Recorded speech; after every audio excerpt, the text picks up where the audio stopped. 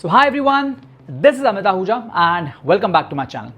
Friends, अब तक के हमने वीडियोस में देखा क्या बेसिक्स हैं क्रेडिट कार्ड के, क्या फ़ायदे हैं क्रेडिट कार्ड के, लेकिन इस वीडियो में हम जानेंगे एक दूसरा side of the credit card, एक अलग एंगल से देखेंगे क्रेडिट कार्ड को, समझेंगे कि किस तरह से आप क्रेडिट कार्ड के जाल में फंस सकते हैं, कैसे आप उस ट्रैप में अटक सकते हैं और कौन से ऐसे चार्जेस हैं जो आपकी बैंक आपको लगा रही है, जो आपको शायद पता भी ना चले जब आप एक क्रेडिट कार्ड यूज़ कर रहे हैं। आइए शुरू करते हैं आज का वीडियो।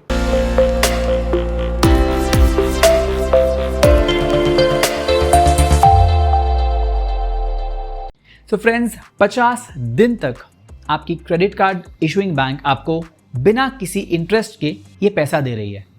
क्यों कर रही है बैंक ऐसा? क्या फ़ायदा है बैंक का बिना ब्याज के ये पैसा लोगों को बांटने में? एक बहुत बड़ा फ़ायदा है, आइए समझते हैं।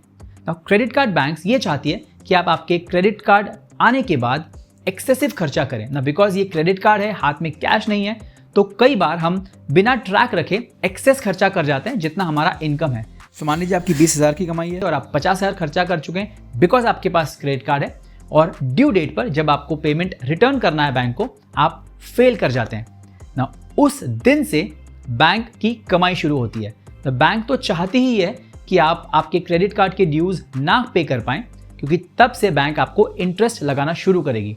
तो 50 दिन होते ही जैसे ही आप ये इंटरेस्ट बैंक को रिपेमेंट नहीं कर पाते हैं, 51st डे से बैंक आपको इंटरेस्ट लगाना शुरू करती है, जो कि एक बहुत ही ज़्यादा बड़े अमाउंट का इंटरेस्ट होता है, which is between 36 to 40%।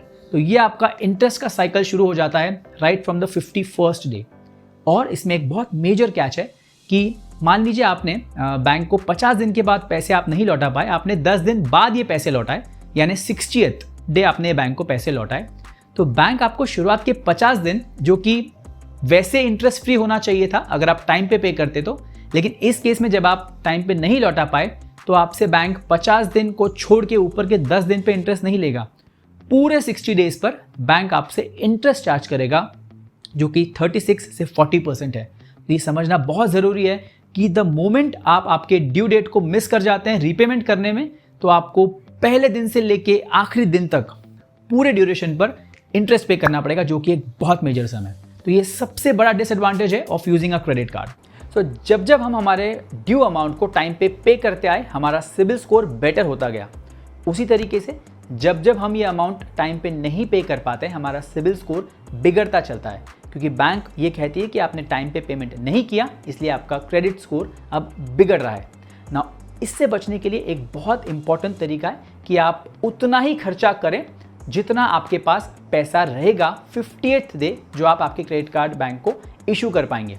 And what you can do is, आप एक ऑटो डेबिट फीचर यूज़ कर सकते हैं। सो आपने जिस भी बैंक से आपका क्रेडिट कार्ड लिया होगा, उसके ऐप में एक ऑटो डेबिट फीचर है। उसमें यह होगा कि आपका सेविंग्स अकाउंट, जहां पर पैसा आप पार्क करते हैं, रखते हैं, वो लिंक हो जाएगा आपके क्रेडिट कार्ड से। सो 50th डे जो आपका ड्यू डेट है, उस दिन अपने आप जितना आपका बिल अमाउंट है वो आपके सेविंग्स अकाउंट से कट के आपके क्रेडिट कार्ड इशूअर को चला जाएगा। यानी आपको मैन्युअली याद रखने की ज़रूरत नहीं है, अपने आप ये पैसा आपके सेविंग्स अकाउंट से कटेगा और आपके ड्यू अमाउंट को पे कर देगा। यहाँ पे आपको एक चीज़ का बहुत ध्यान रखना है कि उस 50th डे आपके सेविंग्स अकाउंट में उतना पैसा होना ज़रूरी है।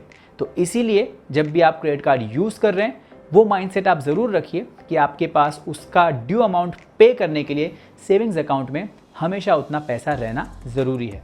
सो अगली चीज़ जिसका आपको ध्यान रखना है वो है minimum due amount.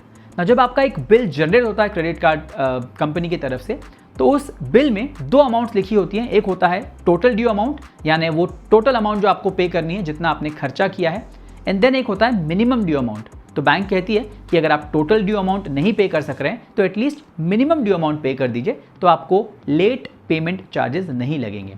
So for example, आपका 1 लाख का क्रेडिट लिमिट था, 1 लाख आपने खर्चा किया, आपके बिल में आ चुका ये 1 लाख अमाउंट, लेकिन वहाँ पर एक और अमाउंट लिखा आया कि टोटल अमाउंट तो आपका 1 लाख है, सिर्फ आप 5,000 रुपये भर दीजिए जो आपका मिनिमम ड्यू है, और आपको लेट पेमेंट चार्ज नहीं लगेगा।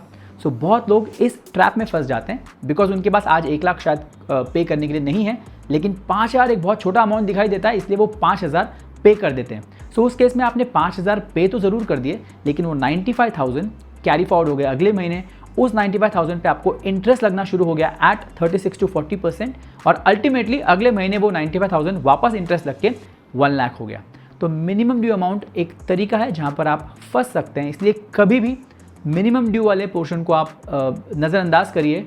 हमेशा टोटल ड्यू अमाउंट आपका जो है वो आपने इमीडिएटली पे करना चाहिए और वो पे करने का तरीका जैसे मैंने बताया ऑटो डेबिट से आप आपके बैंक को लिंक कर सकते हैं।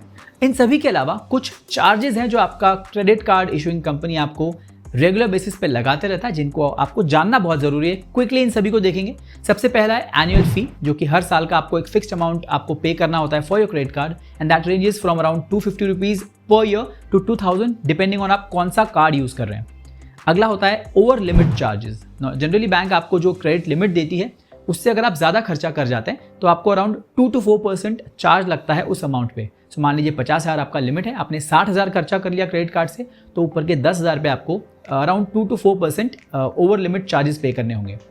अगला होता है चेक बाउंस या ऑटो डेबिट रिवर्सल। तो आपका जो ऑटो डेबिट फीचर है और उस डेट पे आपका बैंक सेविंग्स अकाउंट से पैसा जो यहाँ आने वाला था, अगर किसी कारण से वो फेल हो जाता है या आपका चेक से आपने अगर पेमेंट किया था आपके इस क्रेडिट कार्ड बिल का, वो बाउंस हो जाता है, सो अराउंड 200 to 500 रुपीज़ का आपको ये चार्ज लगता है। अपार्ट फ्रॉम दैट, आप अगर आपके क्रेडिट कार्ड से कहीं पे जाके रिफ्यूलिंग करते हैं, आपकी गाड़ी में पेट्रोल भराते हैं, तो उस पर भी ट्रांजैक्शन चार्ज लगता है जो कि अराउंड 1 से लेकर 2.5% तक है। द नेक्स्ट इज अगर आप रेलवे की टिकट्स बुक कर रहे हैं उस पर भी आपको ट्रांजैक्शन चार्ज लगता है which ranges between 1.5% to 3%। And then अगर आप आपके क्रेडिट कार्ड के बिल का पेमेंट कैश से करते हैं तब भी आपको अराउंड 100 से 200 रुपये का एक चार्ज लगता है। बिकॉज बैंक्स वांट कि आप आपके क्रेडिट कार्ड का पेमेंट डिजिटली करें, ऑनलाइन करें, चेक से करें, कैश से ना करें, क्योंकि उनके एडमिनिस्ट्रेटिव चार्जेस लग जाते हैं। Apart from all of this, आपको इन सभी टाइप के चार्जेस पर जीएसटी भी लगता है जो कि 18% है।